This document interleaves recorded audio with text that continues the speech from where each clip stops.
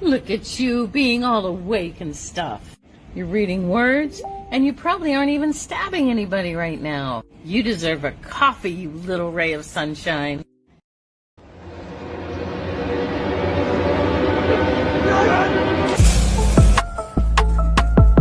I'm Judy. I have cafe. Come for breakfast. Hey folks, Mike Barron here. Every time we do a crowdfunder, we place it on Fund My Comic because Luke Stone is a great guy. He's a stand-up guy. And most importantly, Fund My Comic is very comic creator friendly. They won't kick you off if some purple-haired freak writes in and tells them to kick you off. His fees are also very low. I recommend Fund My Comic for any comic or graphic novel projects you intend to do.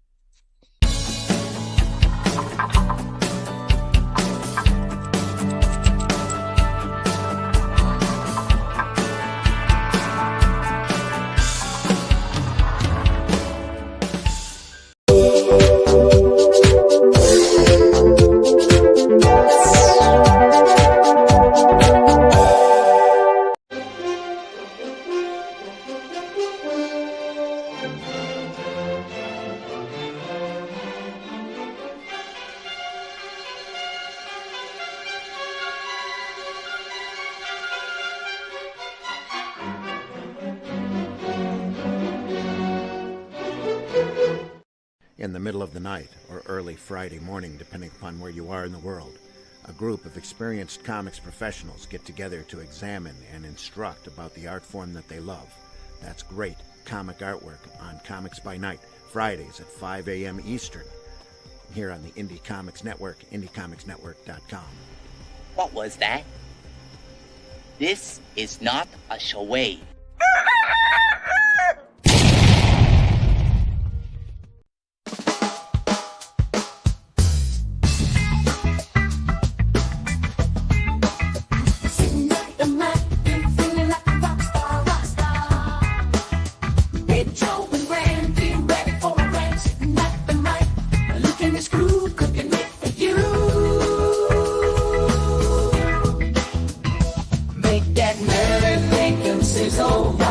Geek talk all about the bizzle. A panel of pros who got that old school rizzle. Make the bird dance and listen to the sizzle.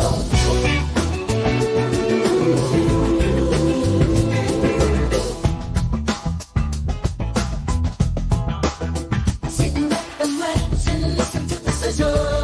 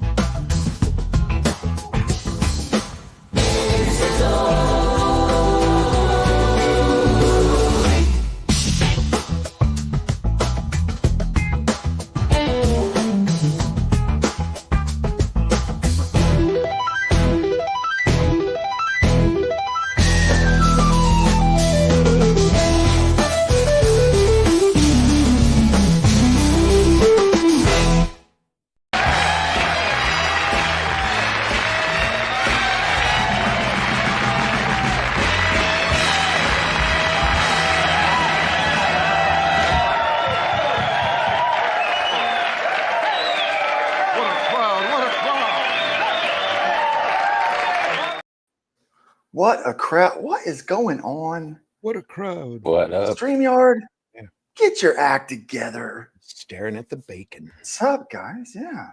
What up? Good morning. Dot Zim Dot. Zim Dot. I gotta go to Dot Zim Dot. Welcome.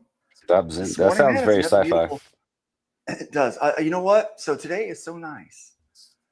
I was thinking, man, you know what? I've got some things I need to get done in the work front. So I was almost ready to cancel today. But someone got in my ear and said, look, people need their bacon. People Gotta need the have it. sizzle. You know, they got to, you know, this is, as long as people want it, I'll be here because, gosh darn it, we need some more positivity in the world. Even when we're being negative, we're a little positive, right? Never That's enough right. bacon in the world anyway. Right. Guys, I got I got a couple of videos I want to show you today. Little warm up for you here. Check this one out. It's nice this morning. Your participation. It is nice this morning, right? So because it's so nice, you check out this weatherman's reaction. Something he found unexpected. I can't do this. What? Your participation activity today is swinging. It was acceptable back when Hal and Joanne were kind of the face of participation. Participation. Participation. Participation. Go to the dollar store and get a fishbowl. Do it. Oh, swinging at a playground. Muddled. I wasn't expecting this fishbowl reference. You didn't get it. You put your keys in a bowl. Yeah, I know what you're talking about, unfortunately. So, either way, you get your activity in for the day, I guess. There's that. Well, good cardio. Oh my God. Some of the best, they say. Wow. Some of the best, they say. That was his last day on the job. Right. Yeah. Really? Sorry. There's so many things I want to say, but No, by all means. He's in Calgary. What's stopping you? Global Calgary. He said, no, by all all right, let's means. talk weather. Enough. Don't look at me like What do you that. have to say? Wondering why That was his a team Ron named- Burgundy moment. Yeah, it was. That was definitely a Ron Burgundy. You guys ever have that kind of misunderstanding? You ever get something so wrong? Still love Rosanna Dana. Wrong. Sometime. Rosanna Dana, yeah. So there is these guys named Rhett and Link. They used to do these. They'd find local businesses and do a commercial for them. I remember those. So the dudes. real local businesses, and then they would do the commercial for them, right? This isn't Red Barn, is it? No, this isn't Red Barn. Okay. This one is a place here in Corden, Indiana, nearby here, not too far from here, where I'm at, anyway. So Rhett and Link have grown up a lot, and they still continue to try to do the kind of stupid stuff. But this was peak Rhett and Link right here. There's a cry across the heartland, a yearning for the days gone by. And in little old Corden, Indiana, they're happy and they'll tell you why. They got butt drugs. Oh, yeah. They love butt drugs. Butt drugs. Bubba Butt Drugs. Butt drugs. I love butt drugs. I recommend butt drugs for everybody. I can always count on butt drugs. When I think drugs, I think butt drugs. For all my health needs, I turn to butt drugs. You want hometown service, cheap hot coffee, and liquor. Now that's the ticket. You can tell Walmart, CVS, and Walgreens exactly where to stick it. Butt drugs. We love butt drugs. Butt drugs won't let you down.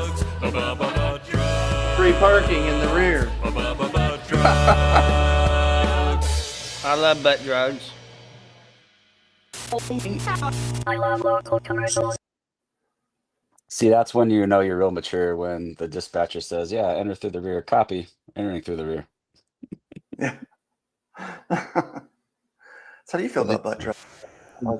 Shit. Yeah. There are a good amount of butt drugs out there. You know, they're not commonly given, Yeah. but you'd be surprised the amount of They're drugs not. you can get through your butt. Okay. I'd rather not think about that. Corden, Indiana. Butt drugs pharmacy, pharmaceuticals. Yep, down here in southern Indiana. Wonderful Wonder place. Wonder if they're still there. Great commercial. That one lady, she knew the assignment. Didn't she?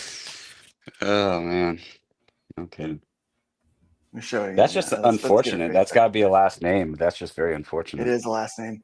We actually have a company here, and I believe it's a veterinary, but the name of their last name is Comeback. Cumba. Oh no. Comeback. Oh no. And Yeah, is that name in their business? it's on their business. Oh It's no. on their business. Oh no. You can't. Guys, I I mean, you those. can't make this stuff up. I mean, those.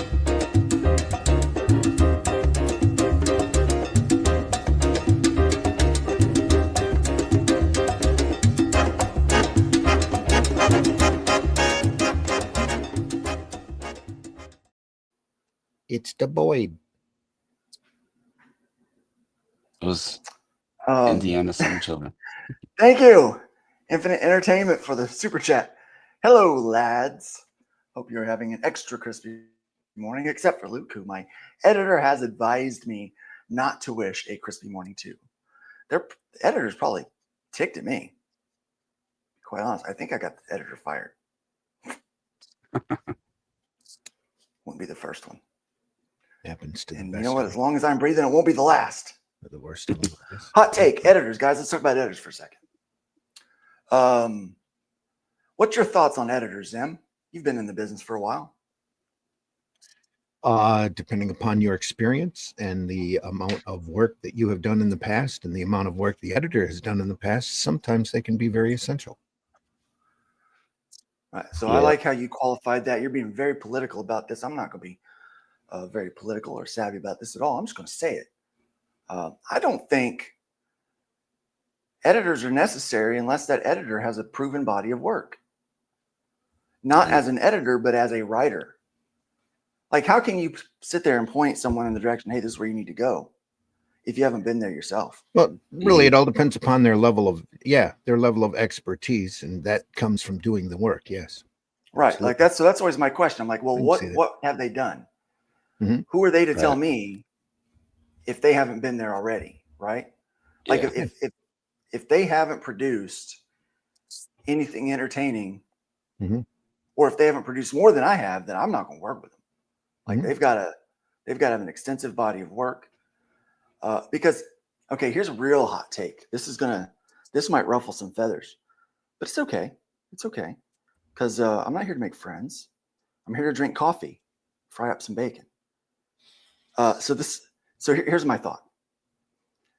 Some editors, I'm not going to say all, but I'm going to say some editors lack creativity. It's like they're taking your work and then they're trying to change enough to make it their work because they're not creative enough to start it. It's like some of these people that rewrite and do fanfic for an IP that's already existed, Mhm. you know, and it's like these people that work for Marvel and DC now. You know what I'm saying? Mhm. They're not great, right?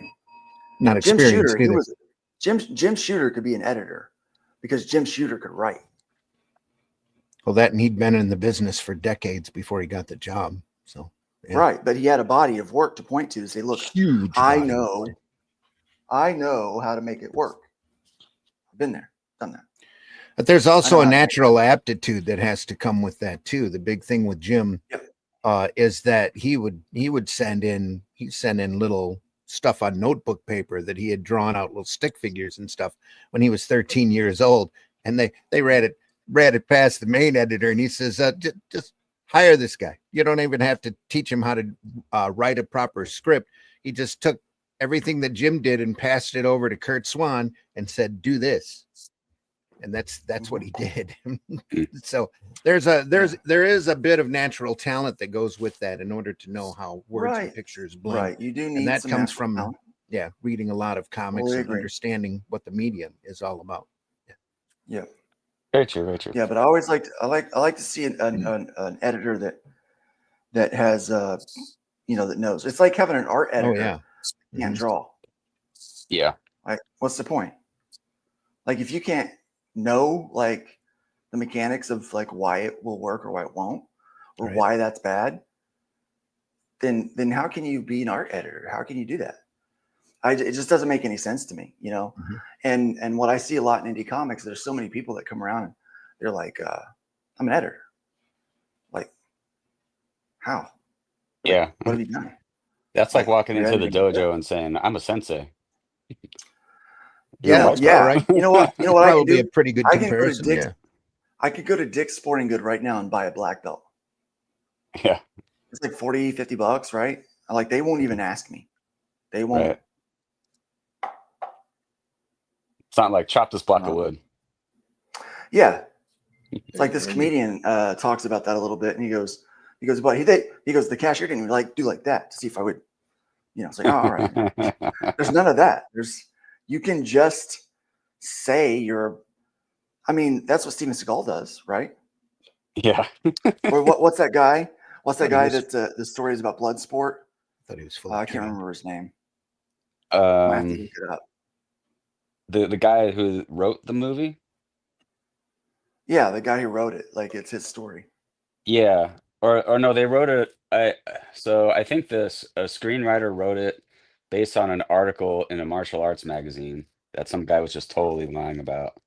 But he thought it was a cool story, so he It's wrote a Van Damme movie, but it's Yeah. not Van Damme. It's the character he plays in Yeah. that. That dude Yeah, I is know a real dude. Yeah, I know what Frank- you're referring to because Frank- that guy claimed it. Yeah. Frank Dux. Ducks. Yeah. That guy was just totally like talking out of his butt, making up a It's story. Dukes. He calls it Dukes, but it's Ducks, baby. Because he's a duck. He ain't no eagle. He's a duck. He can't fly. He's gonna quack around in the pond. But so he's made up all this like stolen valor stories, Mhm. and he said that the story's real, like it's legit. Like he went to this private like Mortal Kombat type battle, Yep. like tournament, and like he won the whole thing, right? Yeah. The guy's an idiot. The guy's a freaking idiot. Yeah. Some Hollywood screenwriter, I think, read that article in the magazine and is like, that sounds super interesting. I'm just going to write a movie about it. Well, no, Frank helped. He did? Frank was a part of it. Yes. Interesting. Like, no, like this is a subject I'm well versed on. Huh. Don't ask me why. No, ask me ask me why am I well versed on this particular subject? Why are you well versed on this particular subject, Luke? Because somebody wanted me to draw a cover for a reboot of a Bloodsport comic book. And I've gotten into the habit, before I put my name on anything, I have to find out everything about that, because that's the world we live in now. Yeah. Right. I don't need somebody coming back in 20 years and be like, you did a cover for this book and this person's child, you know, they're a pedo or whatever, you know. And I'm like, no, I'm not doing any of that. Right. So I started looking in to this whole thing and found out all about Frank and him and his rivalry with Steven Seagal, which, oh man, now that's the book someone should make, is the Frank Dux versus Steven Seagal comic book. That'd be great. I'm calling dibs. I call dibs. I call dibs on that one, right? Can I be the editor? Chat. Just kidding. Yes, you can. What's your body of work? Oh yeah. One book that Here's it's about what I to like. launch. You hired Mike Barron to be the editor for Call Sign Orion. That makes total sense. Because he's the sensei. He's worthy of that role. Mike freaking Barron, man. Yeah. It's Mike freaking Barron. He's the best guy I could One of find. the greatest and most He's- prolific writers in comic books of my generation. I mean, I freaking love the guy. I've always been. Oh yeah. And when I've we learned got a him ton. to do the video for Fund My Comic, I'll tell you what, I was like, yeah, woo. I was excited. Yeah. But anyway, so yeah, you could be the editor. Right. Because the book's gonna suck. I mean, it's gonna be like an ironic suckage. Like, I don't know, like Like The Room. like Corey Feldman. Well, that's not even ironic. Yes. And sadly, it's only ironic for us. He thinks it's real. Right. Yeah. I refuse to edit Yes. anybody's book. Get the quest. It's the way it is. I'll tell them that I'll look at it. I'll look it over. I'll give you pointers. I'll give you suggestions, but Well, Don't here's list what's me. good Don't about list me as editor because editor has a bad name. I'll be a consultant. You can list me as a yeah. consultant. So here's what makes a good editor. First, you have to know a lot about storytelling, right? Mhm. You have to know a lot. You have to have had put it in practice before. There has to be some proof of concept with your work, right? And then the other thing is you have to not try to make it yours. Understand the vision of the writer and just help them make it better. Just polish it. That's your job, is to help polish and refine, not change entire sections, not rewrite the plot, not change the outcome of the story. Your job is just help polish and refine and make it more readable. I had a It Hollywood shouldn't agent. be a hard job. I had a Hollywood agent like that once. That's why I don't give much credence to Hollywood deals. I don't have a lot of coffee this morning because I went to the Cherry Ghost. Cherry Ghost, a shout out to the Cherry Ghost. Is over here. Cherry Ghost is one of my local coffee shop.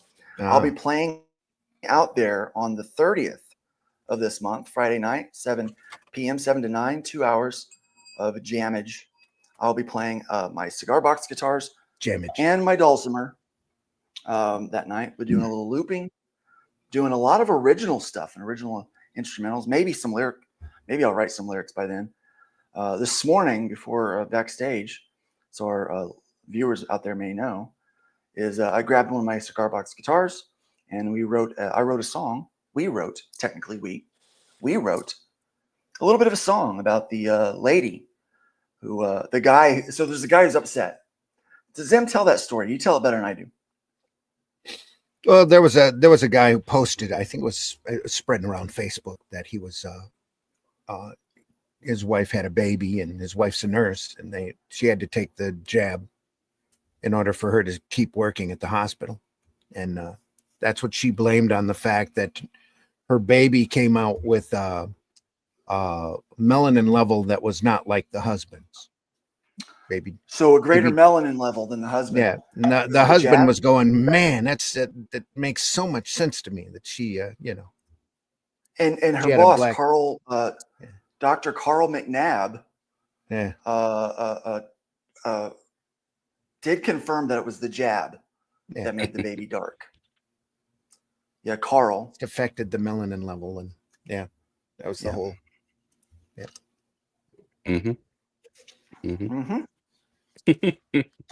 All checks out.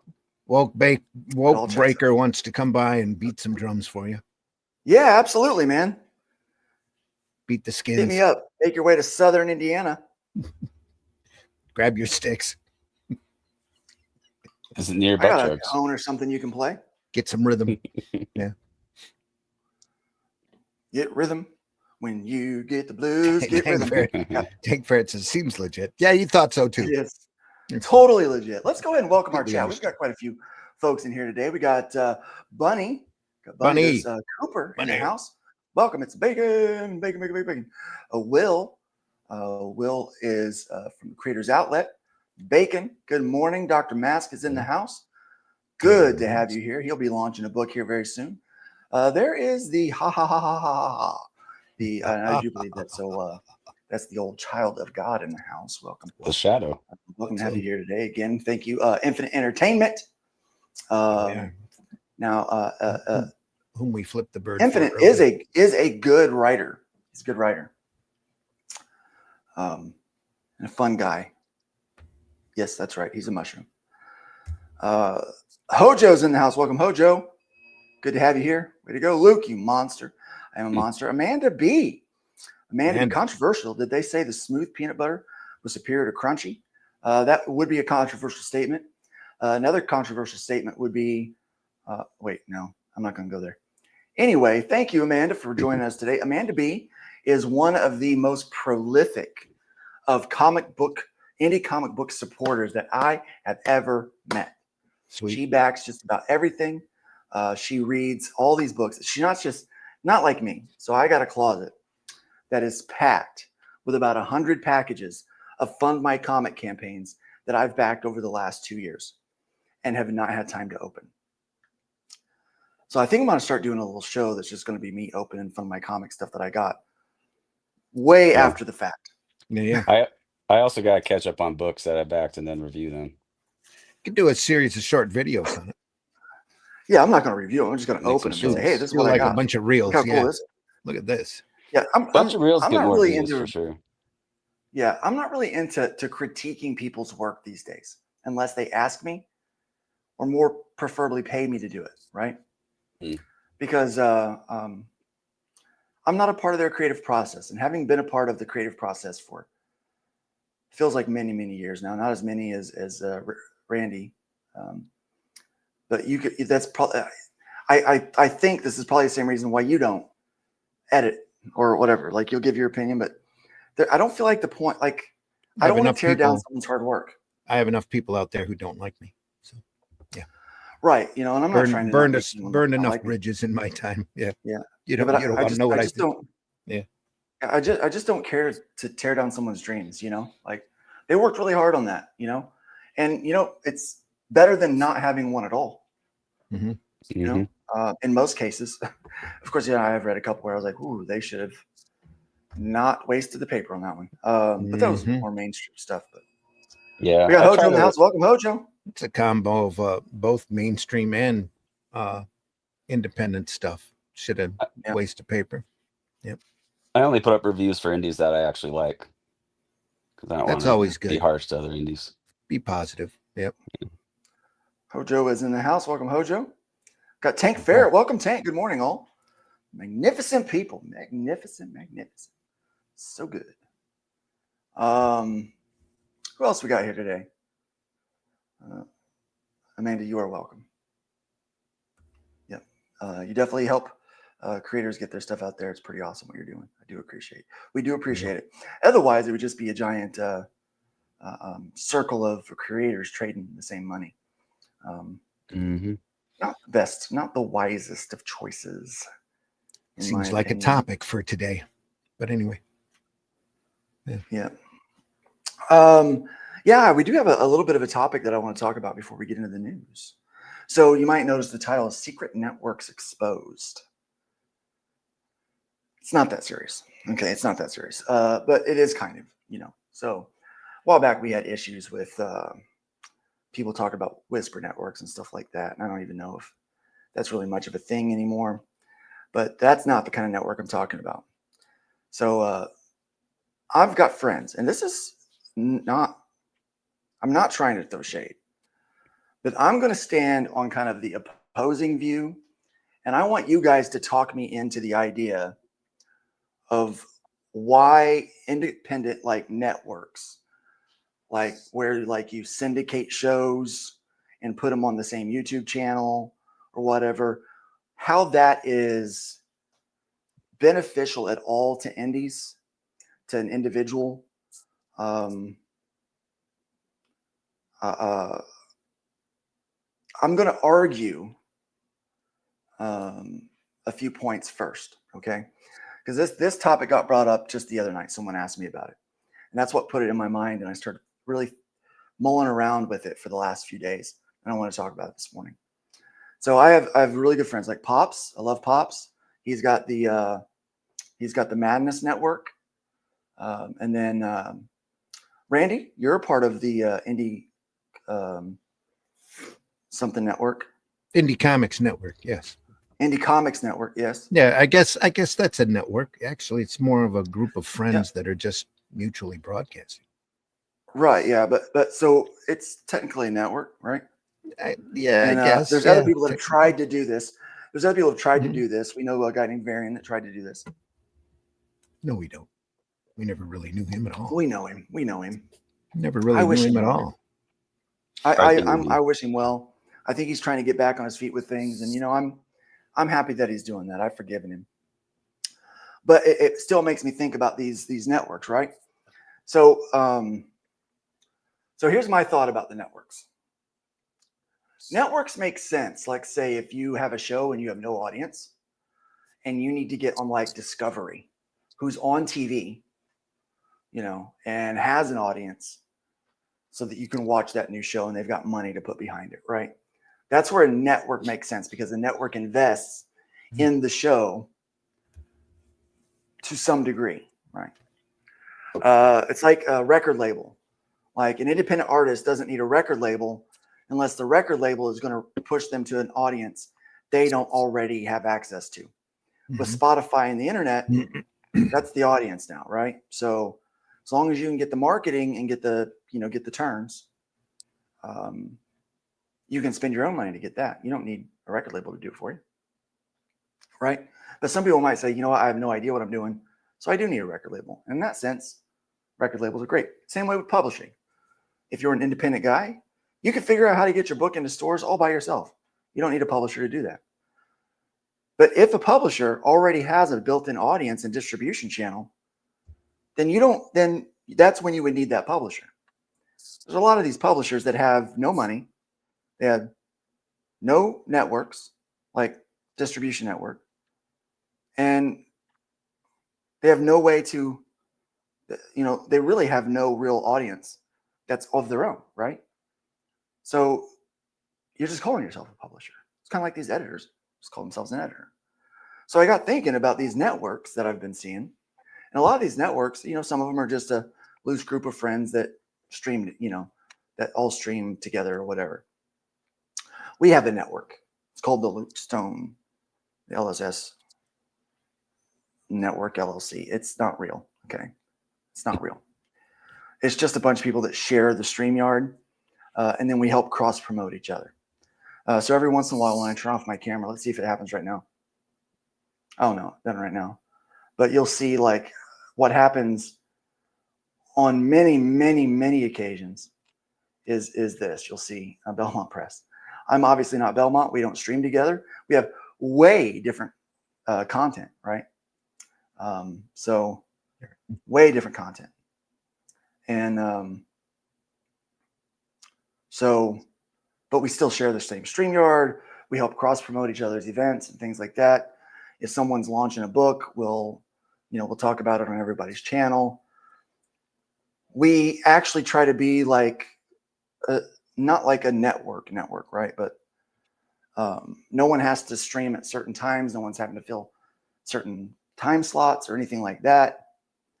I kind of feel like that's the way to go.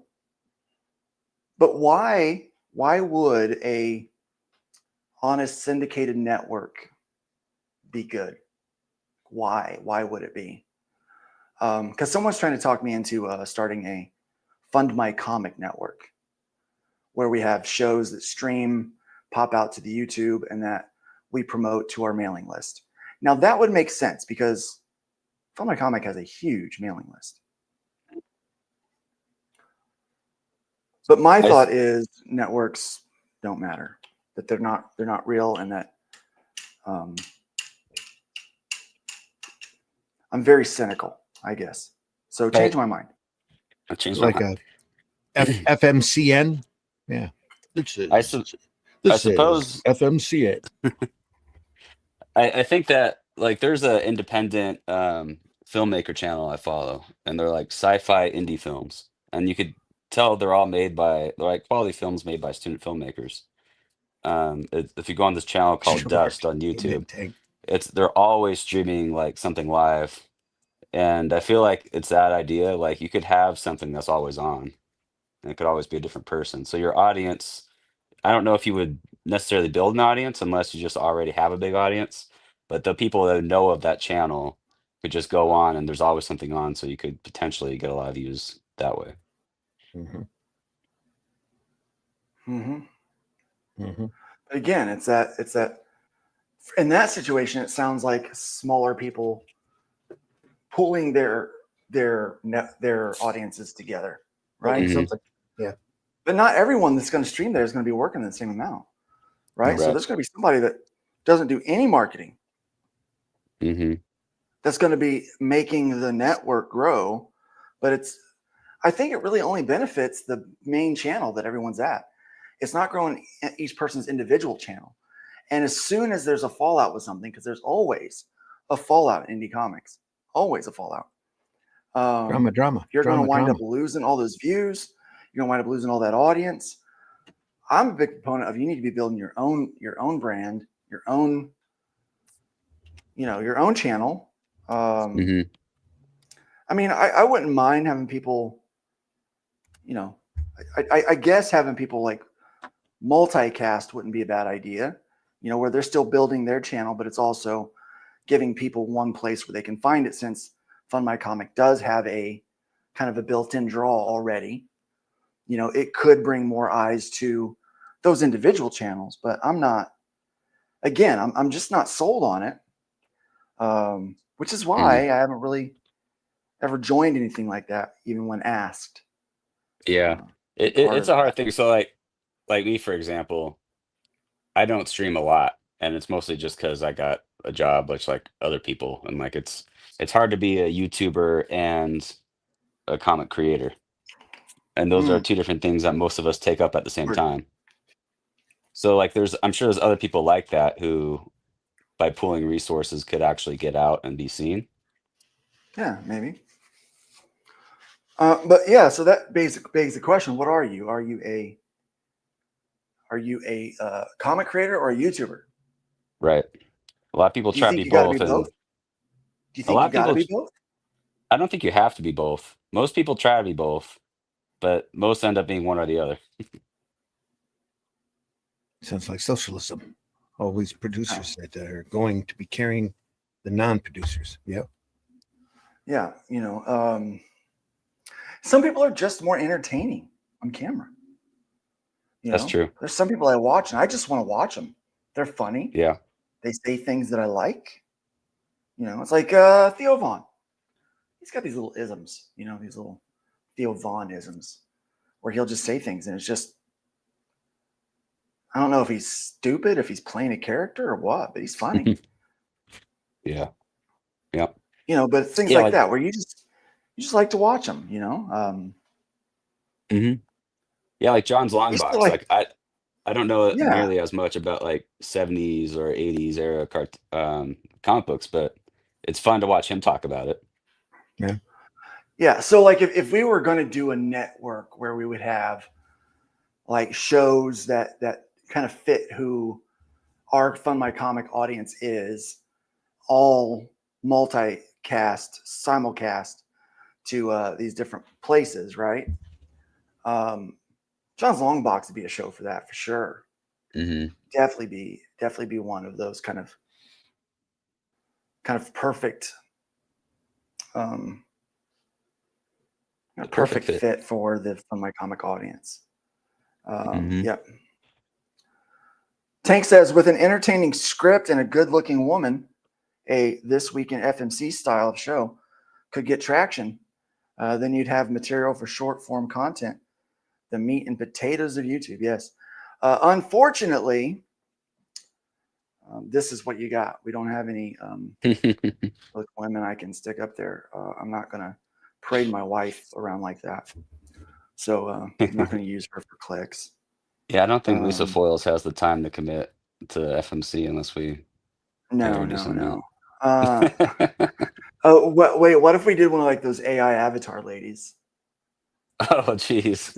That's not real. That goes against our feed the script in there, and she's principles in like, a way. does it really? I mean, we don't want AI I don't comic know. books. We want the art to be Right. real, but then people are going to say, does our "Oh, cheesecake, you does know our where that'll cheesecake go." have to be real?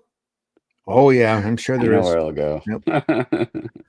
Well, Yeah. those people are also given, it's funny, the hardline people want to treasure roll. I know a guy selling books that are not really on YouTube much. Yeah, Hojo, not really on YouTube. Yeah. Selling books doesn't have to be on YouTube. The network. So let's ask this question: the people that stream, how much production do they get done? Right. Not much. It's Mostly all Let us know. What do you think? all up to Do the you think these individual. people that are out there really. producing a show, are they producing much?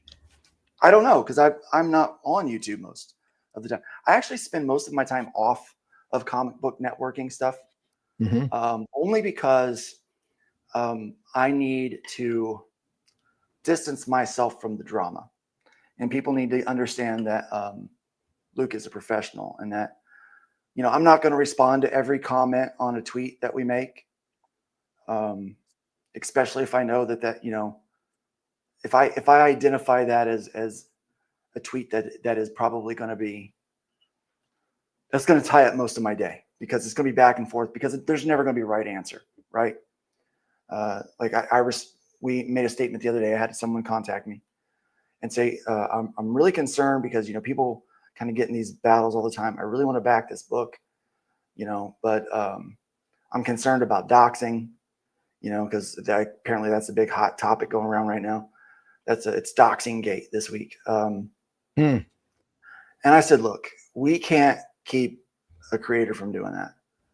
But if we have proof that they've used any of the contacts that they've gotten on Fund My Comic, they receive a lifetime ban for that. That's in our terms of service. You can't misuse that content, right? So I shared that concern in our response to that. And someone asked, well, what if they've already doxed someone from another platform, right? And I said, this was something that we discussed early on, like way early on, when we were trying to come up with the terms of service. Do we do the trust and safety thing and look at other people's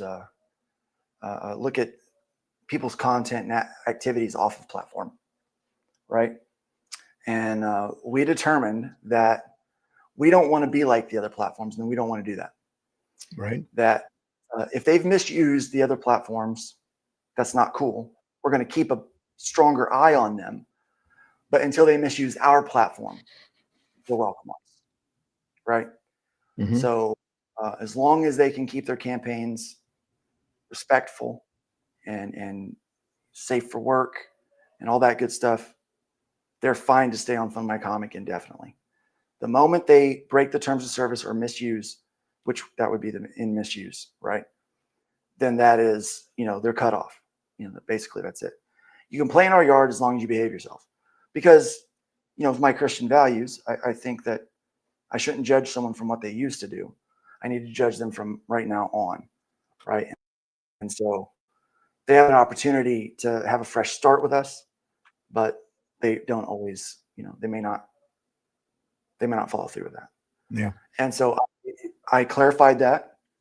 And then someone asked about backers not getting their books, like fulfillment not happening.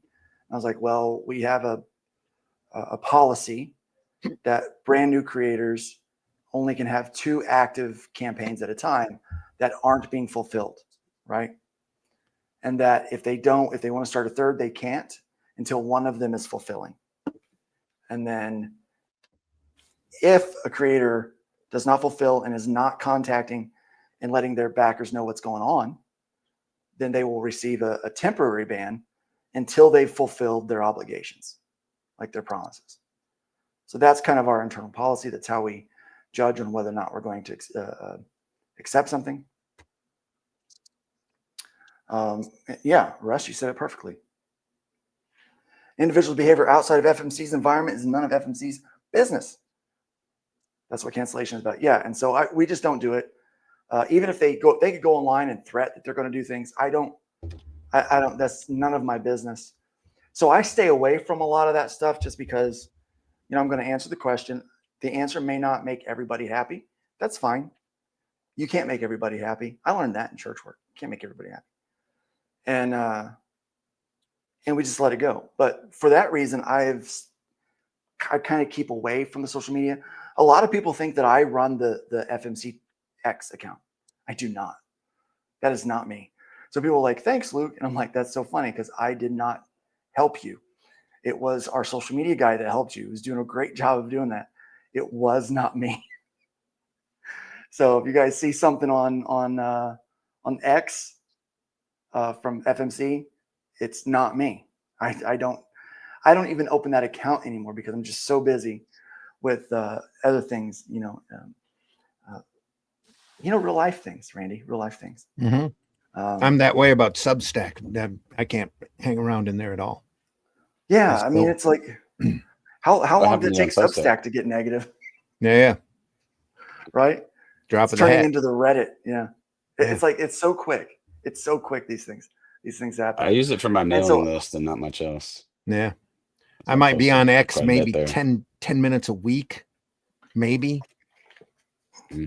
You know, Facebook I'm on less and less because of it's all crazy talk. Unless I find some good cartoons or something funny and positive to share, I'll do that. But or if I've So- got something to market or say, I'll pop up there. But for the most part, a lot of that stuff is just I get it. So we keep our FMC social media force manager multiplier. Yeah. quiet, private for a reason. Like he will, Mhm. they will remain anonymous forever because we don't want anyone going after them, you know, for one of our policies or something, you know, that maybe I've said or whatever. So they're completely different. So here's some, this would be nice if our social media person is watching right now, maybe take some encouragement. Your X account manager is funny and a real force multiplier. Yes. FMC account is great on X. Yeah. Doing a fantastic job. I do write the marketing plans and I say, hey, here's the list of what we need to be doing, what we need to be focusing on. And they take it and run, man. They're doing a fantastic job with it. And it's I'm super happy, super impressed with them. So they're, so but it helps me remain off of that. And that's why I always tell people, if you really want to get a hold of me for Fund My Comic stuff, you got to email support@fundmycomic or Luke@fundmycomic, because it's necessary, I think, to get apart away from that, because these networks can break down so easily and so quickly. And you can get wrapped up into the drama of it all. And so I don't comment on much. I don't say much. Yeah.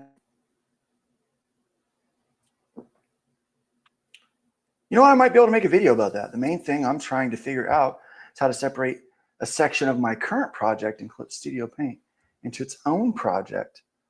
I might be able to help you with that. I might be able to do a video. Yeah, I need to do more like side videos. I haven't had a chance to do that because, this is the last full week of school. Next Friday is our big out of school bash. We have a water slide. We're probably going to have 120 kids here that day. And so, yeah, it's going to be quite crazy, quite insane. So we're really trying to get ready for all of that right now. And it is, oh man, but after that, summer, I'm going to have a little more, in between times. Free time. My days are going to be just as long. So I've gotten used to fitting all of my daily tasks in from 9 to 3. And, in the summer, I'm going to be working 7-ish to 4. So it's still the same length of day, a little longer, but I'm going to have a little more time in between projects as I get things done, the way I manage my time. So to do like a little video here or there, drop a little tutorial or whatever. So it's going to be fun. It's going to be fun. But you guys still haven't talked me into the network. Why should I use a network? Why? That was my best argument. That was your best. I mean, it wasn't bad. That wasn't quite the network discussion I thought we were going to have this morning, but that's okay. It's all good. What you want to do it? Like that?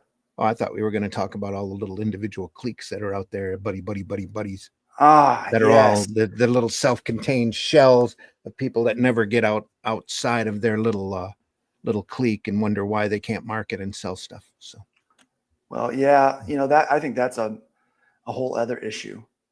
Like I said, completely different from where you were going this morning. If you want to do a network, I think an FMC network would probably be good depending upon the content and the people that you had in it.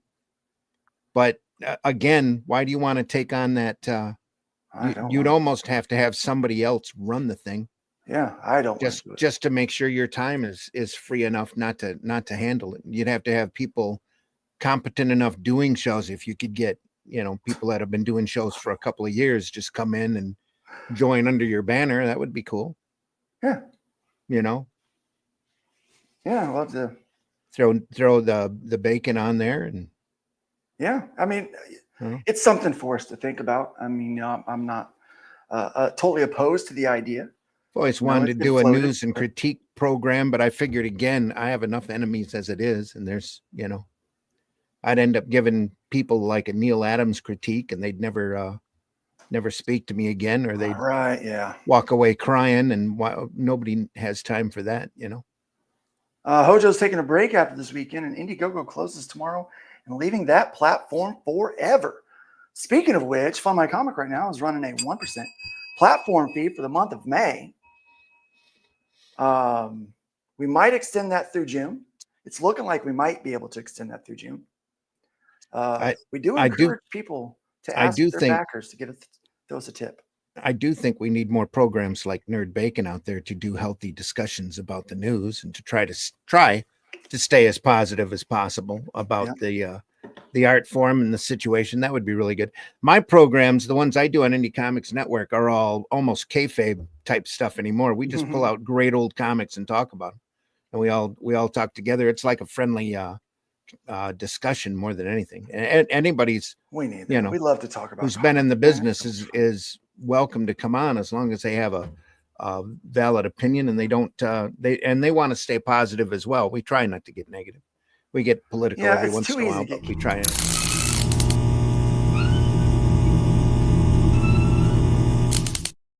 Too easy. Cancel. We don't want to be part of I want to be part of the discussion, but not part of the drama, Bingo. Activity out there, take it and shove it up their rear. I love comics, everything about comics. That's why I love showing them off. So, Guys, we got some news to cover.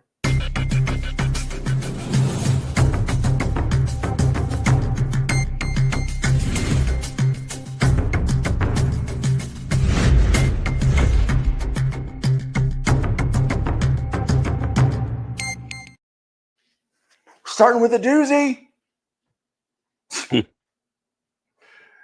Apparently, someone doesn't know how to read the room. They holding on to that audience. 7 Stories Press to publish Daryl Cunningham's Elon Musk. Cunningham cited fear of legal action for delay in finding a publisher. Sure. 7 Stories Press will publish Daryl Cunningham's latest graphic novel, Elon Musk, American Oligarch, a year after it was initially published in France by Delcourt. The English edition will include a section on Musk activities since the 2024 election, Donald J. Trump, titled The Shadow President. The 208-page paperback will be released on September 9th, a day before 2 days before 9/11. That's a lot of stuff for Yeah. Are we going to get political here? Because we can rail on this quite a bit. What a large amount of work for such a misguided opinion. Right. Yeah. Like, just you can say about a lot of work that's out there. That's very true. Yay! Think about what you've accomplished. There you go. That's the prime example right there. In November of 2024, after the U.S. presidential election, The Guardian reported that Cunningham was having trouble finding a U.S. publisher. Read the room. Quoting him as saying, its publications in other countries looks unlikely. I'm told that there was interest from various international publishers at the recent Frankfurt Book Fair. Of course, Frankfurt. Germany. But there was concern over possible legal consequences. He told the newspaper that all of the information in the book had already been published elsewhere and that Delcourt vetted it thoroughly before publication. Sure they did. We know how well they vet things. But it looks like we live in a climate of fear where the worst people have immense power. No, the worst people had immense power. And we voted that out in November of 2024. We done Googled it all. We're righting the ship. We're righting the ship right now. We had 5 straight years of the worst people being in power and a climate of fear. It was the worst, man. It was the worst. I mean, that's some why of the greatest brainwashing known to man, though. Amazing. Man, the level of gaslighting from these people is amazing. Oh my gosh. Scary. When every freaky. When every conspiracy theory about that jab turned out to be true. The people who Some just worse stated than truth, true. Some worse some than true. worse than true. Yes. It's like, come on, like let's get with the picture here. This is stupid. All right, so they did, but it looks like we live in a climate of fear where the worst people have immense power, he said. And because of this, there's a tendency for the individuals, institutions, businesses, and the state to run for cover. And this book does nothing to quell any of that. No, and people are just tired of it. Like, we're like, look, we're tired of trying to, we've heard your narrative. We don't believe it. Elon is not a shadow president. I mean, and this, a year ago, it would have been a lot better for him to release this than now, because now we know that Elon's stepping down from Doge just as planned, right? And that Doge is saving a ton of money. Like they found a lot of waste and fraud, and it is being wiped out. And even like people talk about the stock market, my goodness. And we've got articles today to talk about the China stuff, right? It's all going to crash. And how it's affecting how it's going to affect us. But the stock market is going back up. Grocery prices have come down. Gas prices are coming down. We're seeing the problem there, though, is that they go up by dollars and they come down by pennies. That's the sad thing. And that is true. A lot of these chains, especially the retail chains, are soaking hard profits right now because of it. Their prices are going down. The wholesale costs are dropping, but the retail prices, the wholesale cost drops by dollars. The retail price drops by pennies. And then these chains argue amongst themselves over how much profit they're going to yank off of everybody until they have with the economy and the situation it's in. It's going to take another 6 months to a year for competition to actually drive these prices back down to a realistic level. And the main reason for that is greed. So, and it's sad to see. Somebody's giving you a little love there. Randy shows are all like hanging out at your LCS. Thank you so much. You very much are.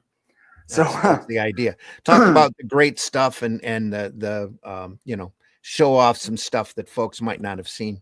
That's the whole idea. I was really concerned.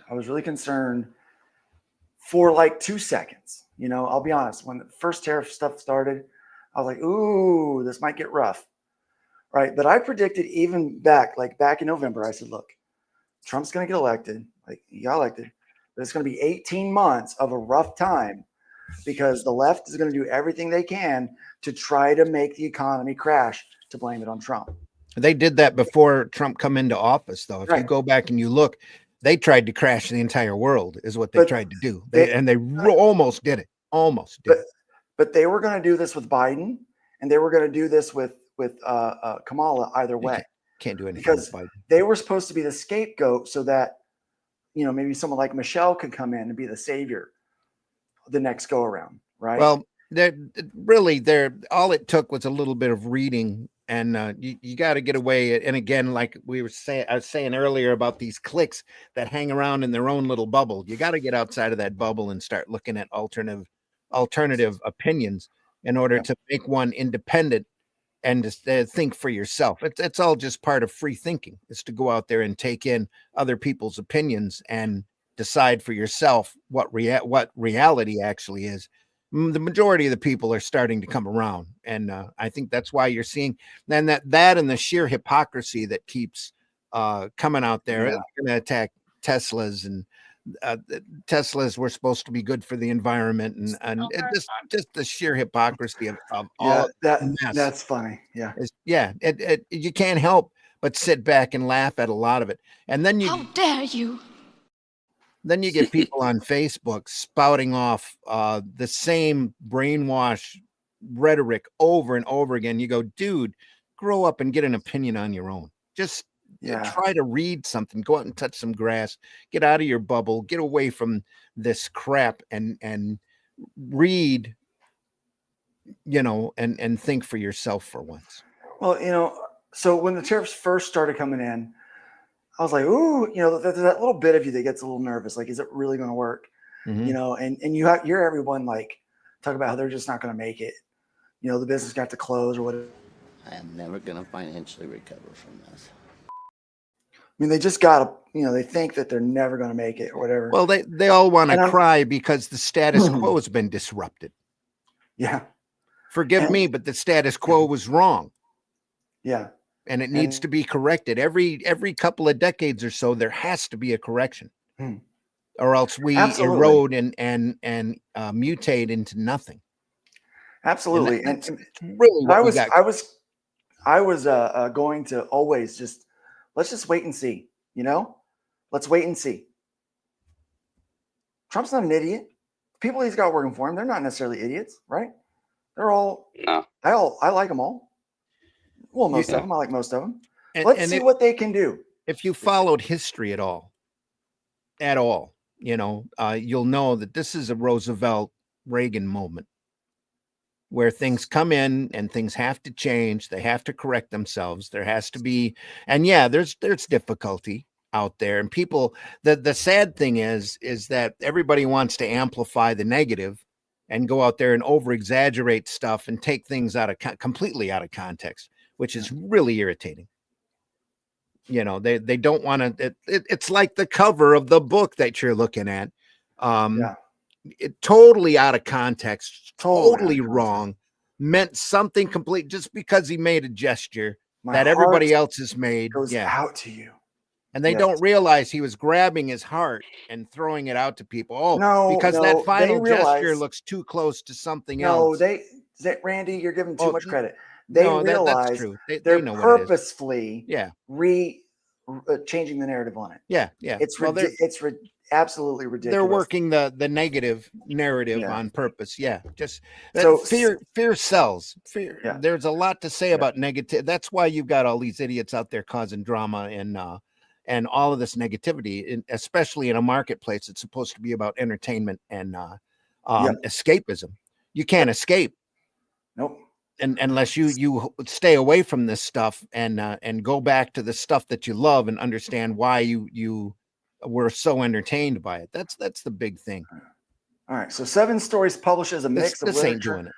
and Yeah. fiction, including the novels of Nobel Prize winner Annie Ernaux, as well as graphic novels, including Ted Rawls' graphic biographies of Senator Bernie Sanders, President Donald Trump, and Pope Francis, the graphic canon anthologies, and Seymour Schwartz, At War with War.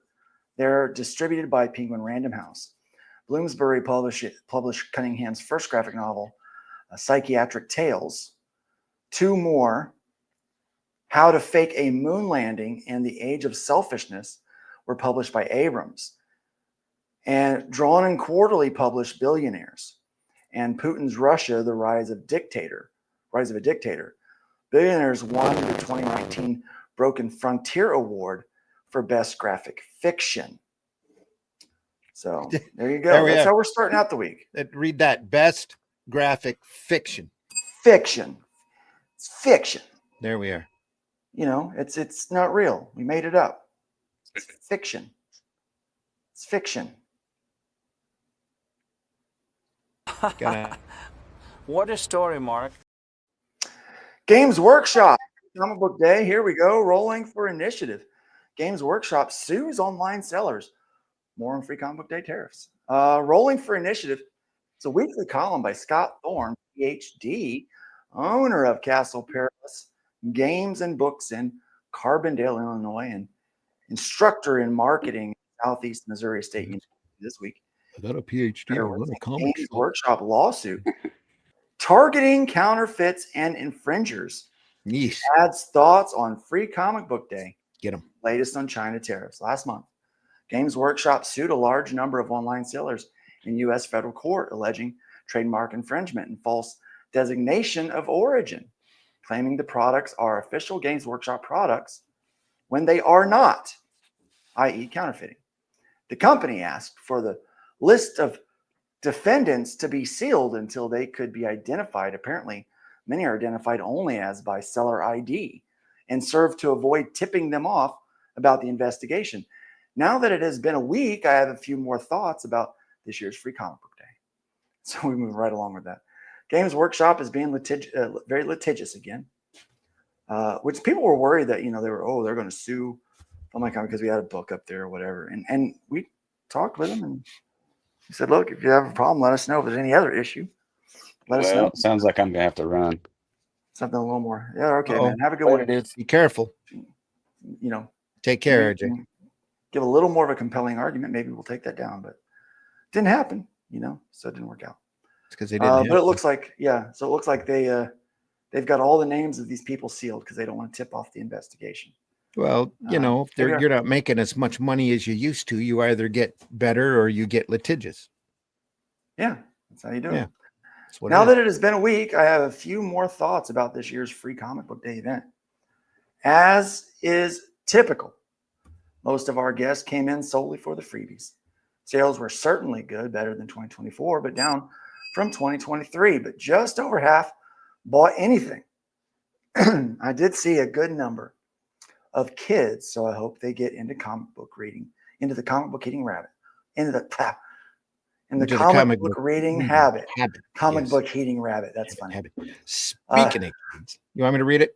Yeah, go for it.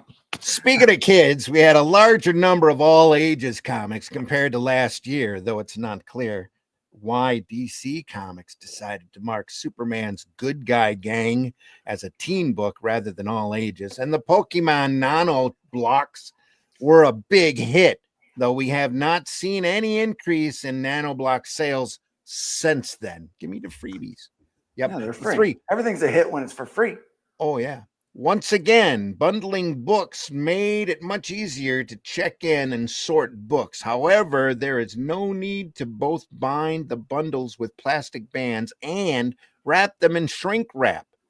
One or the other will be fine. Thank you. Thank you. Obviously, they're being too careful. Just send us the books. Put a rubber band around them. We don't care if it breaks the spine. Just they're free anyway. Send them.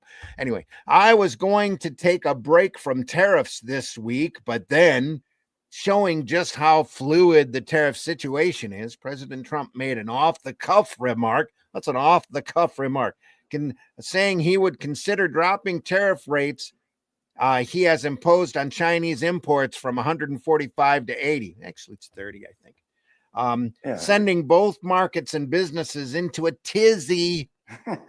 Given that negotiations just started, that is a pretty large number to toss out as a reduction, leading me to expect that the number will drop even further. Oh, yeah.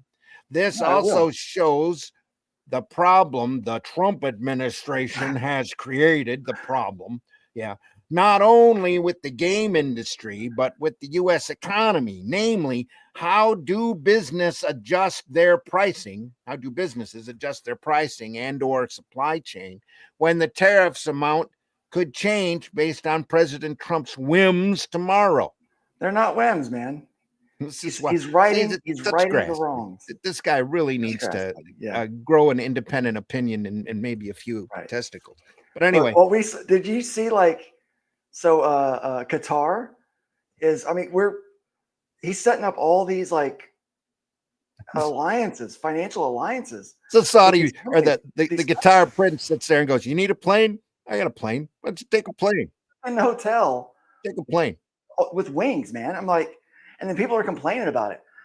A foreign country gave the United States a new Air Force One. $40 million plane. No. He didn't give him. He didn't give him Air Force One. He gave him a big plane that they can convert into Air Force One. There's a big difference. And they gave them to the U.S. like the French gave us the Statue of Liberty. Yeah, send the statue back if that's how you're going to act. No, this is a good thing. Well, France already asked for that, but they said no. But anyway, that's a whole nother story. Whatever. Where'd we leave? President Trump's whims tomorrow. This is why the power to levy taxes, which tariffs are, is vested with the Congress, specifically the House of Representatives. And that hasn't been settled either. That's not true either. Specifically the House of Representatives, which that's going to take a law. And that's they're going to have to do that in order to write that down. That's where such taxes can be deliberated before their imposition. So the president is the head of the executive branch. He can make that designation through executive order, but it can only be permanently ratified by Congress. That's right. So if he does it, it's all fluid for negotiation. And once they settle on a deal, that's when they sign the deal, and that's when it goes to Congress to get ratified. And like I said before, we're in a period right now of adjustment. You're going to have Congress and the House go through and pass new laws defining stuff, because the world and the economy is constantly changing. And you, just like with science is constantly growing. You have to be able to duck and weave and be able to put up with that. If not, then we end up with bad situations like this. Nobody thought about bringing tariffs for many administrations until Trump come in, because Trump has a business experience and is on the business end of things. And he's like, oh, I can raise tariffs. We're not getting a good deal here. Let's give the United States a better deal. Well, we'll just play around with the tariffs until it happens. All of this stuff has been all of the negativity out of it's just bad knee-jerk reaction to stuff going on. Just let the people barter. And you have to understand, if you bothered to try to understand Trump's way of negotiation, is that you always, and most corporations are like this, you always state the outlandish condition right off the top of the right at the beginning of the negotiations, expecting to be worked down to a sensible level that's good for everybody. And that's what we're seeing.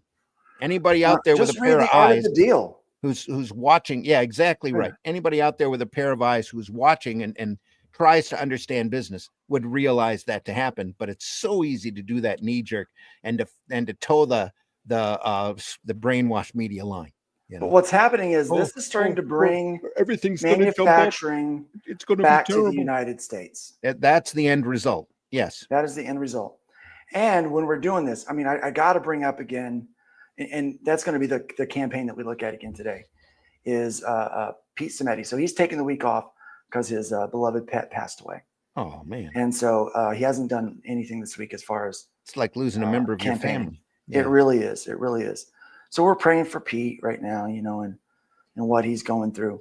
But we're continuing to support this campaign. I want to talk about it again today because it's such a big thing for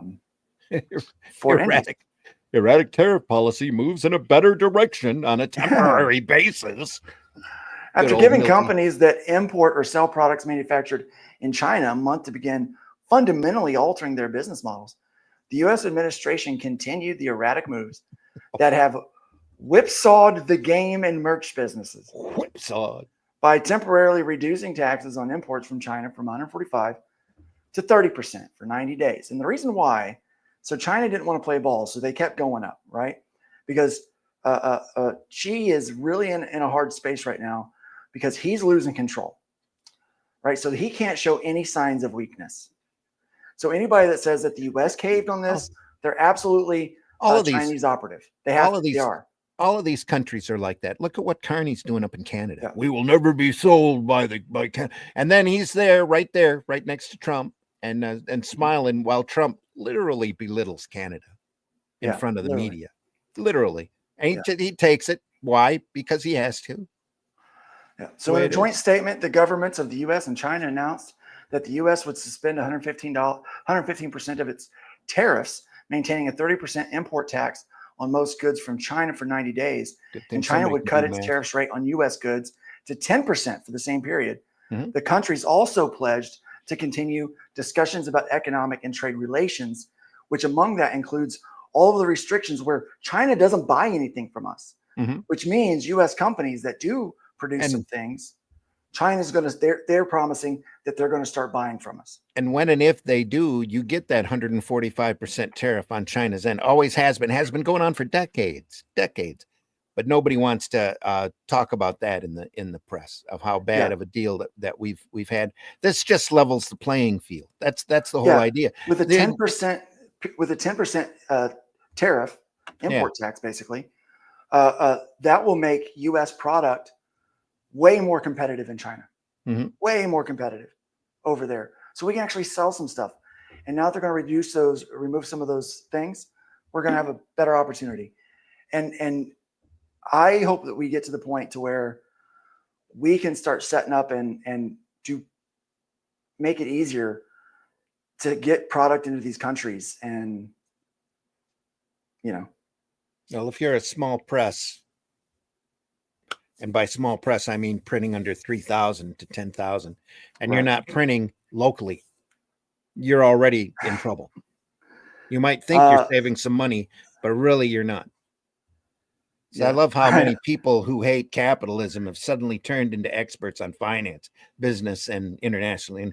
And exactly, discourse. Right. I love capitalism. We're all economists now, all of a sudden. Yep. While the 30% import tax on goods from China is higher than at any time in living memory, it's enough. It is Get that jab in. It's enough less than 145% that some companies that had manufacturing paused or were holding manufactured goods in China may try to move product to the US in the 90-day window.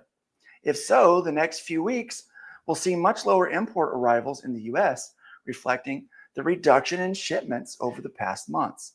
Two things. Followed by a rush of shipments trying to get product into the US. Two things. If you want to try to start understanding the situation, look up rat people in China. And I'm not sure if that'll pop up Google wise or not, but it should. And then look up Chinese population numbers for the last 50 years and see whether or not how their situation stands. And it's completely different from what the media or our constant impression of what China is all about is actually happening. And it's very eye-opening. China's unemployed. Unemployed Gen Z are proudly calling themselves rat people. Rat people. They're spending all day in bed in a rebellion against burnout. That's a rebellion against burnout. Staying in bed all day. All day. Okay, try to figure that one out, folks. But yeah. Don't see how that works. Here we go. Here's ICV2 direct ads. Board and card game seller, Eisner nominated comic publisher. Key vendors. Moving to ICV2 Direct. Direct. ICV2 Direct. This is a good alternative to Diamond for those green sections. And ICV2 release ICV2 Direct has added 2 new vendors to ICV2 Direct, where publishers sell direct to stores, a major board and card game seller, and an Eisner nominated comic and graphic novel publisher. Very good. ICV2 Direct has added Quartermaster Direct, a new board and card game vendor to the platform, with popular titles including Robinson Crusoe, Adventures on the Cursed Island, Basilica, Detective, Marrying Mr. Darcy, I Would Kill Hitler, and Rubber, Paper, Scissors, among many others. The products have good wholesale prices, free freight for orders over $350. Very good. How many of us have actually heard of any of those titles? I've not heard of any of those. Okay. ICV2 host Fair Square Graphics, Eisner nominated publisher, Fair Square Graphics, the only family, immigrant, and minority-owned publisher.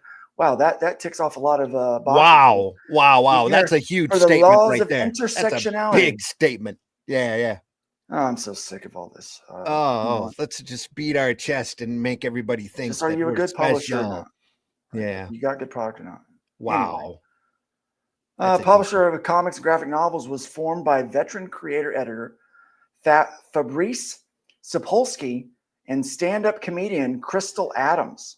It offers free freight for orders over $20. Click here for Fair Square doing Graphics, comics above graphic stand-up. novels. Some updates on ICV2 Direct works. If you want to sign up for our retailer newsletter, click here.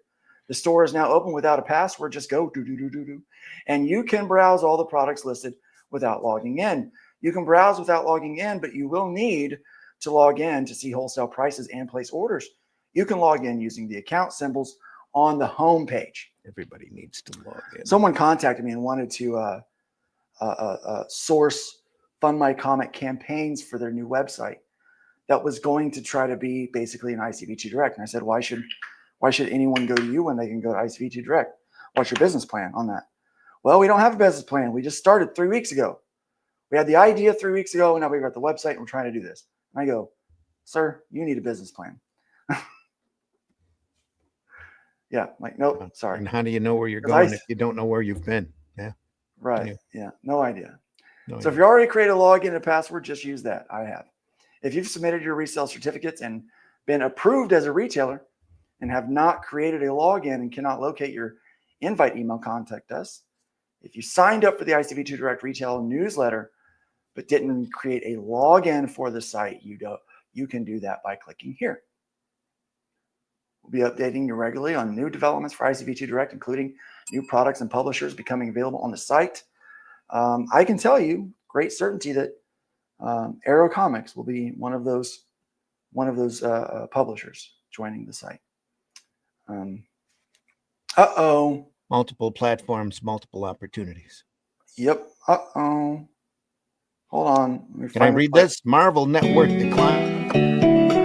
Doom and gloom coming soon. Here we are with Diamond. Diamond Network declines as bankruptcy goes on. Over 2 million decline in 2 months. The network, pardon. I'm going to have a hard time reading this with a straight face. The net worth of Diamond Comic Distributors has declined over 2 million in the last 2 months, according to operating reports filed with the court. We're poorer than we thought we were. The operating reports were filed late after the bankruptcy trustee filed a motion last month asking the judge to convert the case from a Chapter 11 renegotiation to a Chapter 7 liquidation, citing Marvel's failure to submit the monthly operating... Oh, Diamond, sorry. What did I say? Marvel. Oh, Marvel. Freudian slip. Citing Diamond's failure to submit the monthly operating reports required for its filing at the end of January. Diamond filed on January 14th. The net worth of the on the monthly report was $2,527,866. At the end of March, it was $269,300. What?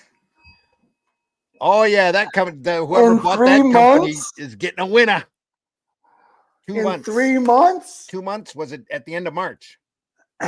Yeah. They're catfishing, just like they were doing with the Wizards of the Coast deal that we read about a couple weeks ago. Yeah. Anyway, ongoing losses along with the cost of the bankruptcy are making it increasingly difficult for the proceeds of the sale of Alliance Game Distributors and other Diamond assets to cover the full liabilities of the company. See, that's why, who is it, Alliance or whoever it was, brought a lawsuit against them because they've been catfishing numbers for probably the last 40 years. And now it's coming home to roost when you actually have to look at the bookkeeping. Here's some better news. Wolverine. We got a new Chris Claremont. Oh my goodness, he's actually going to do some work. Oh, it's a one shot. Oh, there we are. One shot. Yeah, one shot. Yeah. That's all they'll let him do. You know, he's under X-Men. He's under contract not to write. Right. Yep. Chris is. Yeah. Publisher description: X-Men collectors will be happy to know that the Wolverine tie-in comic exclusively included in the Marvel-made Paragon collection, Chris Claremont premiere bundle, will be reprinted in Wolverine by Chris Claremont #1, a one-shot releasing this August. Written by Claremont and drawn by acclaimed artist Tom Riley, the thrilling standalone story expands on Logan's redemptive saga in Japan and ties directly into Wolverine's classic 1982 series, one of Claremont's most celebrated works. In addition, Wolverine by Chris Claremont #1 will include bonus materials spotlighting Chris Claremont's 50-plus years in comics. 25 of which he's actually been working in comic. Right. Anyway. Wolverine's arch nemesis strikes in one of the rarest X-Men tales of all by legendary writer Chris Claremont. Man, they are saying his name so much. Rare. The story, very rare. The story sees the savage Sabretooth catching his prey by surprise and determined to claim the life of Mariko, the woman Logan loves. Wolverine may be the best there is, but Victor Creed is the worst. Yet even if Sabretooth can get the upper hand on his bitter rival, Logan has one thing he doesn't: friends. Get ready for one of the bloodiest fights you've ever seen in the X-Men, in which Creed shares some shocking insights with Marvel's mutants. Check out Steve McNivel's covers. He's gonna all blame new variant cover by. He's gonna blame the jab. It was the jab that did it. It's all the jab. That's a cool cover. I kind of like that. I always wanted to do a what if story. That's what if the Watcher started the Marvel universe, and it has all of the individual Watchers in the different dimensions bombarding or doing whatever they want to the little bits of reality that they have. And with the Watcher, they bombarded it with this cosmic radiation that the FF hit back in the 60s that literally changed everybody's DNA structure to start all the mutants so that they could make a team of champions to fight a contest of champions against each other little dimensions. So you have all these Watchers pull up all of their big champions and fight each other. That would have been so fun to draw that. That would have been a fun book. Yeah. That's why it's not. That would have been a fun book to work. But anyway, there we are. Excellent. Excellent work. I'm excited about it. Local Comic Shop Day. Ta-da! Comics Pro unveils revamped Local Comic Shop Day. Shop Nerdy, Shop Local. Local Nerdy. Comic Shop Day 2025. Comic Retailers Organizations Comics Pro has unveiled its revamped Local Comic Book Shop Day. Nice logo. Including a new tagline, Shop Nerdy, Shop Local. Local Comic Shop Day 2025. The rollout of the 2025 version of the event is the result of a two-year process, which involved a lower key event in 2024 and a complete rethinking of the event for 2025. Local Comic Shop Day 2025 will be held around the world on September 27th of this year. Next year. The new slogan reflects a focus on in-store community as a theme of the event. Comics Pro Vice President and Director of Education Shannon Live, maybe Liv, shared the organization's reasoning. When we envisioned what Local Comic Shop Day could become, we really wanted to focus on the strength of comic shops as third spaces. We said in a statement accompanying the announcement. Comic shops are destination stores, which means the people who shop them make an active decision to choose that space. And a lot of that comes from the insane amount of work retailers do to make their shops feel like home. We wanted to reflect on that and honor it in the concept of Local Comic Shop Day. I have to say that a lot of retailers are local. They're not chain owned. And a lot of those shops are home to those retailers because they live there all the time trying to get their displays straight and their stock organized and all of that. They put in a lot more hours than the standard they work hard. Store hours. They work hard. Yes. Organization also unveiled a new logo, which was designed by comic writer and designer Tim Daniel to visually communicate the idea. Look at Dr. Mass. If this keeps going, I can buy Diamond and Chain. Exactly right, Doc. And that's the way it see, this has been the problem with the direct market all along. The guy with the least amount of power, the one that should have had the least amount of power and accountability has been the one running the show for the last 30, 40 years. And we're now starting to see their true worth as they come through. And they took a business. When the direct market first started, they were moving hundreds of thousands of copies per issue of all of this stuff. Marvel and DC didn't even want to pay attention to the direct market and all the comic shops that were springing up. So a lot of these comic shops started out as head shops and selling underground comics. Underground comics were making the money, so they started looking for more comics. Then over on the East and West Coast, you've had guys that were starting to do self-distribution, and then they made deals eventually with Marvel and DC for that product to also go to those stores. But it took the companies, the corporate companies, a long time to start making products aimed specifically at the direct market. And when they did, what did you get? Dazzler #1. Dazzler number one. That's what you got, because that's how much respect that these corporate publishers have always had for the direct market. And the middleman was sitting there waiting. And when the multiple, and at one point there were like 24 different distributors, Glenwood, even Comics Hawaii had their own individual comic distributor.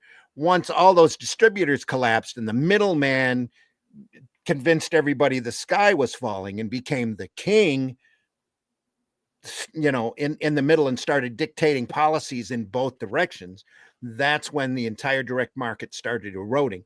And the fact sir. that they never bothered to grow that base. Diamond sat there for 30, 40 years, going from thousands of stores, literally down to what, 1,200, 1,900 now, maybe if they're lucky. And that it's their fault. They're responsible. And you're starting to see that come home to roost as more and more of the bookkeeping comes to light, and you see exactly how little they're actually worth. Yep.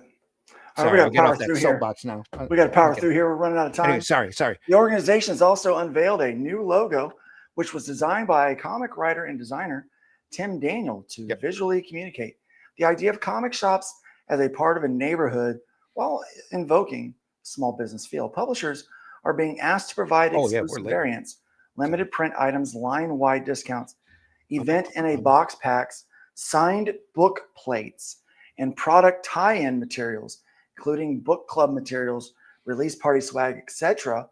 All limited only to LCSD registered storefronts. The deadline for publisher sign up is June 2nd. We might have some books we can sell them. Yeah, really. Comics Pro will create, Webtoon shows revenue growth, but flips to loss. Left to right. Yeah, go ahead. Yeah. Webtoon Entertainment showed Q1 revenue growth in constant currency, but flipped to a loss from a profit in the previous year. The company reported for Q1 2025, sales were down 0.3%. I didn't know that they sold anything. From 236 or 326.7 million in Q1 in 24 to 325.7 million in Q1 this year, but up 5.3% in constant currency, behind growth in all three revenue streams: paid content, advertising, and IP adaptations. Oh, there you are. All right. The profit decline was substantial, from 6.2 million profit in Q1 in 24 to 22 million loss in Q1 25, which the company attributed to the expense of being a public company and increased marketing expense. Webtoon is reporting significant investment and growth in its English language platform. Monthly active users in English were up 19% in the period, but the company noted that English webcomics have one of the highest proportions of light users. That is seen as a substantial opportunity to increase engagement, and Webtoon is implementing AI-powered personalized recommendations, dynamic video content previews, and a new onboarding process to help it make more effective recommendations to users and expand the number of series they follow. Global MAUs were down 10.5% compared to a year ago, which the company attributed to the conference call in Wattpad web novel users declines, particularly in Japan, where a Wattpad upgrade affected search engine indexing. I need one little slip in the software. Whoops. Tech problems, man. Tech problems. Google. We're going to go to Google. We're going to Google it. We are going to Google it. We got to get the Google out of here, actually.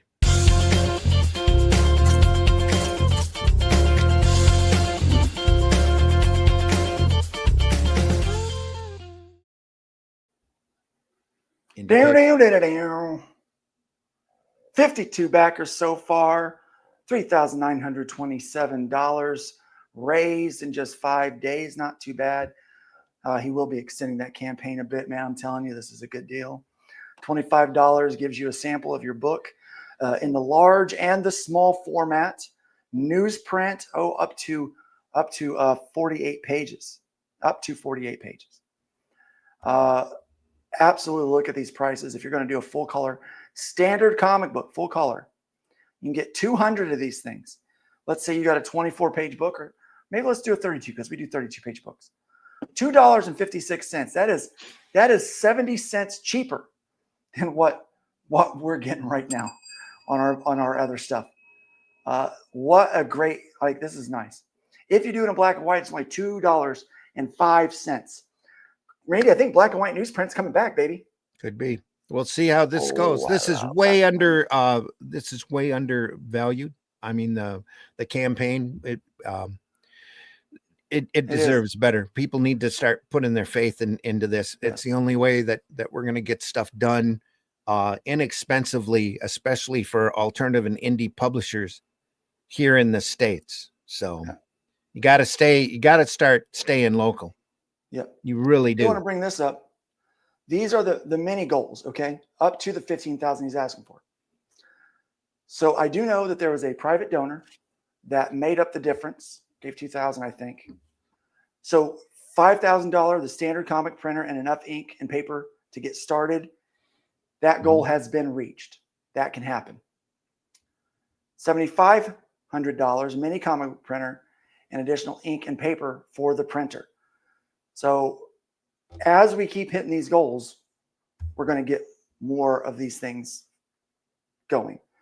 Once he hits 10,000, he's going to get the stack cutter, the creasing machine, and the paper trimmer, along with a set of replacement parts for those pieces. Very smart. Mm-hmm. At $12,500, paper folding machine. Very good. At $15,000, a year's worth of ink, paper, staples, shipping boxes, and replacement parts. So he'll be set for a year to do everyone's work. Yeah.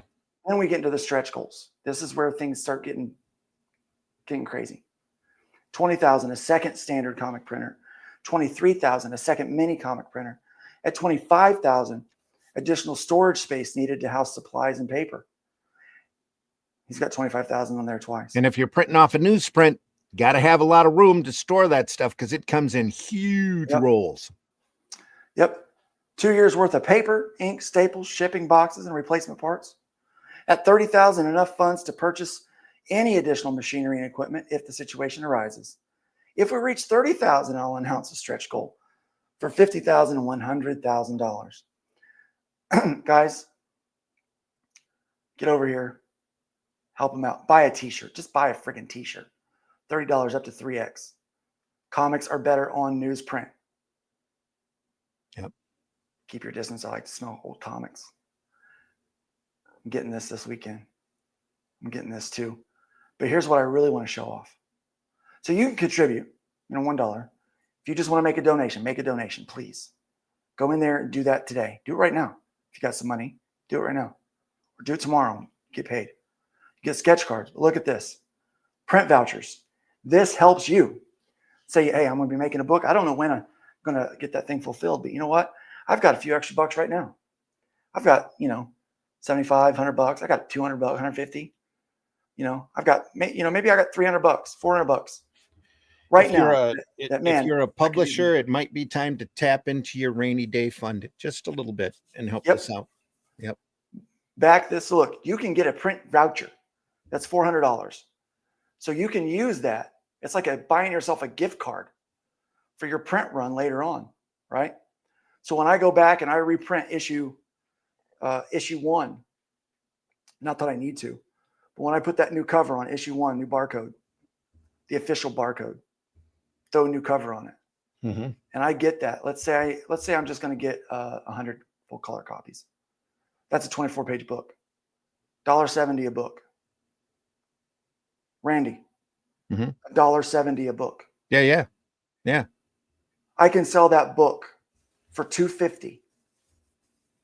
I can sell that book for $3 and be happy at $1.70 a book printing. You could distribute that book. Distribute that book for $3 and make money. Mm-hmm. What Pete is doing is changing the game for small publishers. He's going to help us make our books more accessible. Oh, I'm sorry, that's for the mini. Let me do the full size. Full size, $230. Still, $230.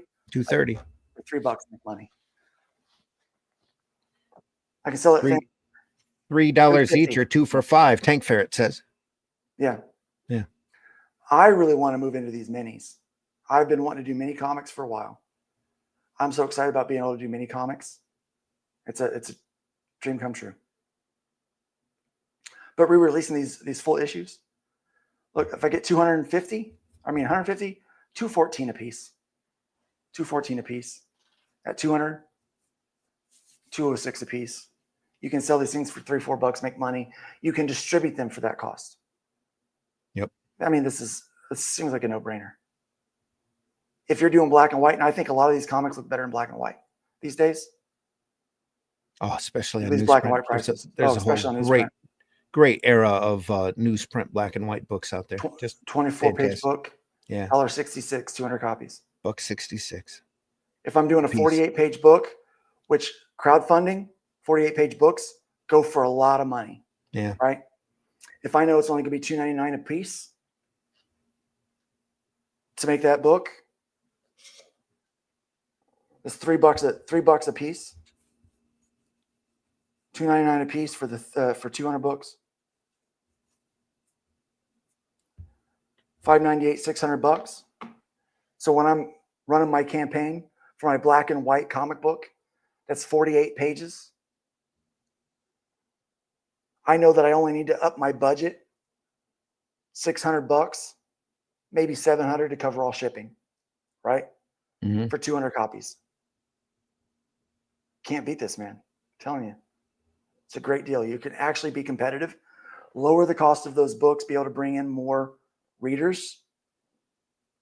Crowdfunding comic books has started to get too expensive. Just got in. You know what? Let's flip the bird for Pete.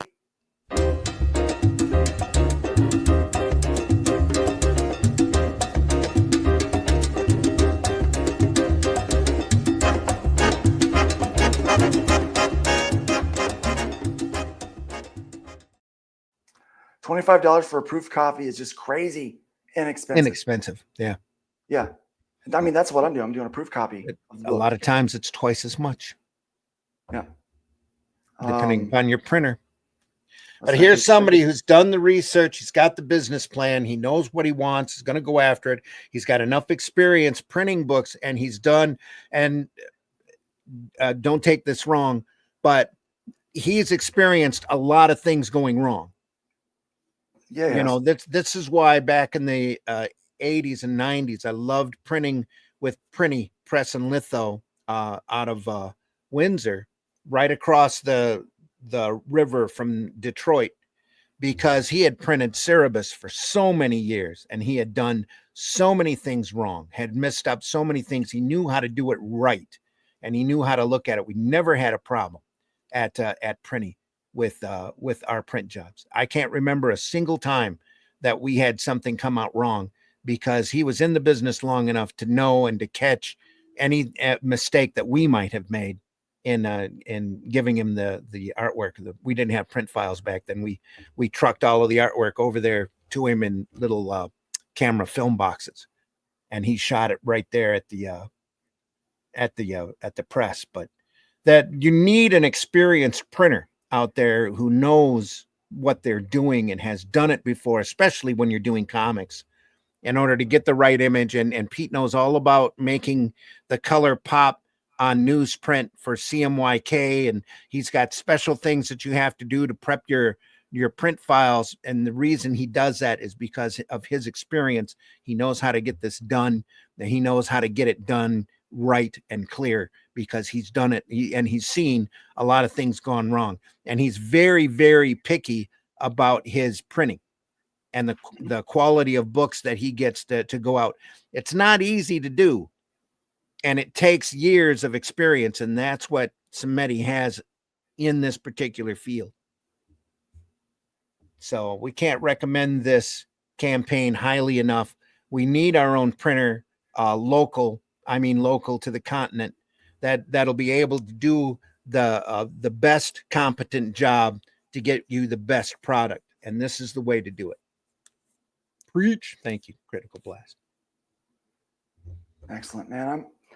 I'm excited about it, guys. Get over here. Yeah. Back this project. Help us make this happen. It is needed.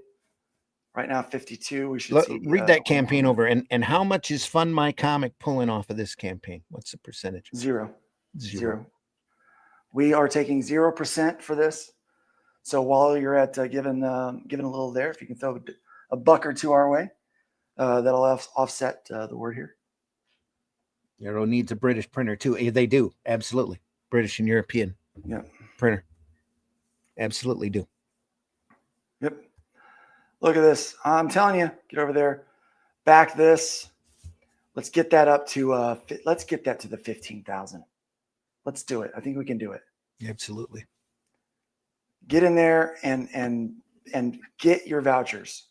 It's the first thing you're going to see when you go over to Fund My Comic. Take a look at that campaign, read it over.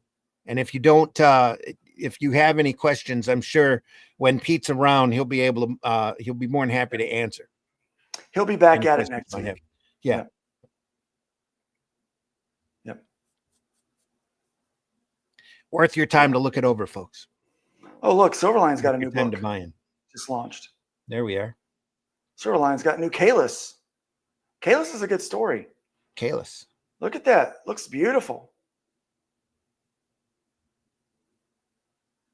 Yeah, that was a good book.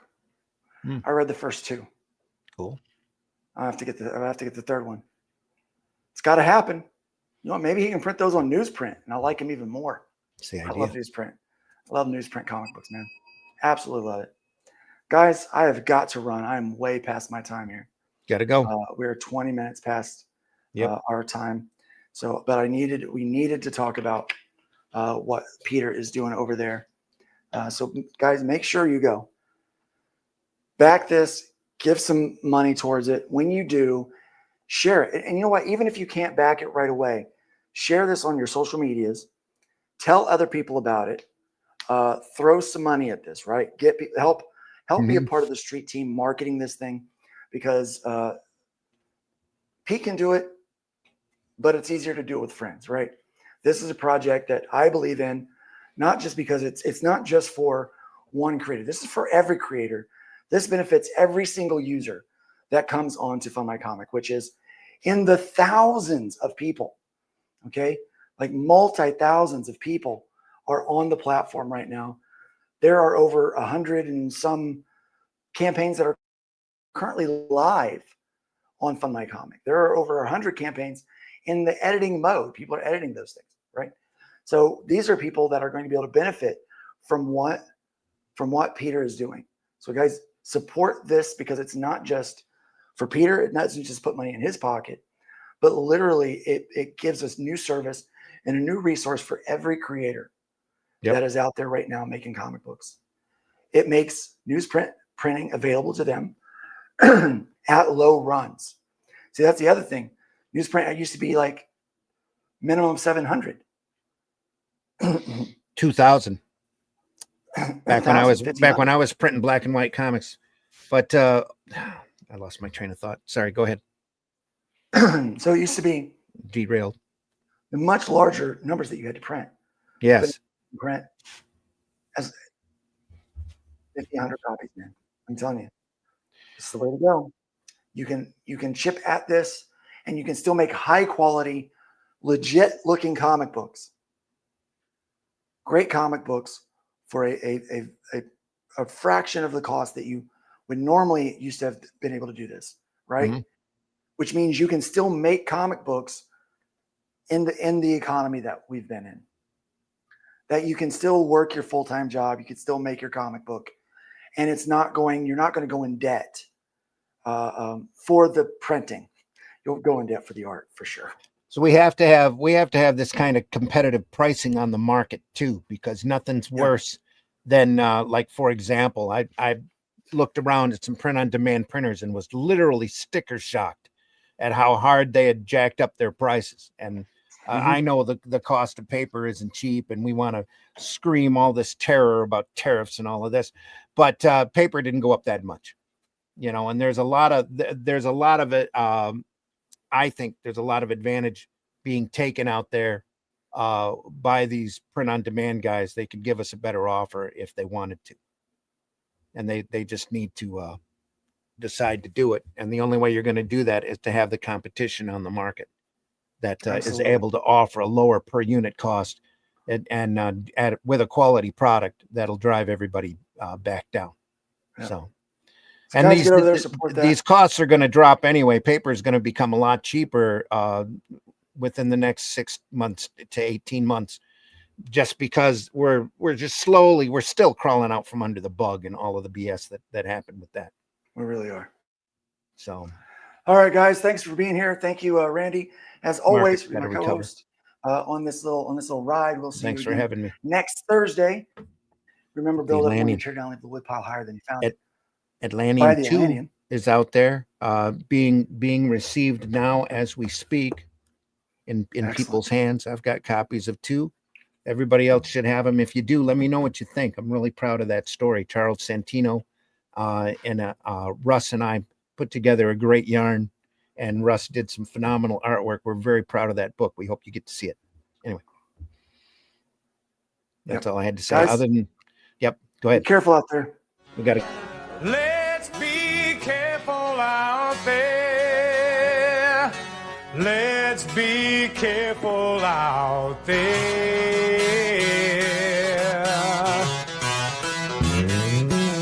We had a 187 at the 7-Eleven on the corner of 4th and Main. 2 Caucasians of the male persuasion put a bullet through the cashier's brain. Moving on, I see a 211, half a dozen 459, 2 ADWs or GTA, several miscellaneous crimes. Homicide.